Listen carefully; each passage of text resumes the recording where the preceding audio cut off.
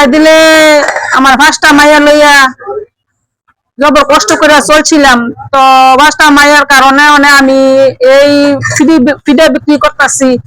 ফিডা বিক্রি করে আমি 5,000 টাকা সালাম লইয়া আমি বইছি। বর পরে আল্লাহ দিলে অনেক কাস্টমার আয়ে বর্তম 4-5টা লইয়া বইছিলাম।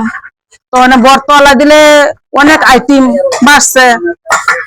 এরপরে অনেক জায়গার মানুষ 4-5টা মানুষ আসে।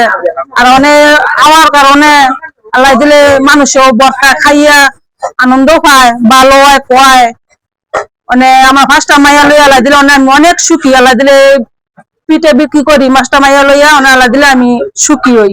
অনেক জায়গাতে অনেক দূরে মানুষ আসে, আমিও জানি না কত দূর মানুষ জানেন যে আসে না, নাম শুনলে আমিও গ্রামের নাম চিনি না, যে কত কত জায়গার মানুষ যেন আইতাছে খাইতেছে।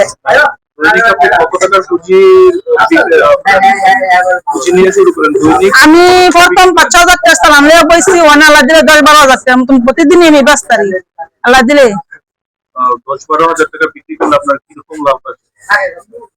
আল্লাহ দিলে লাভ দেওয়া, লাভ না হলে কি আমি মাইয়া ঘরে লইয়া চলতাছি খাইতেছি। 5টা মাইয়া লইয়া 2টা মাইয়া বিয়া দিছি, আল্লাহ 3টা মাইয়া মাদ্রাসা পড়া করে।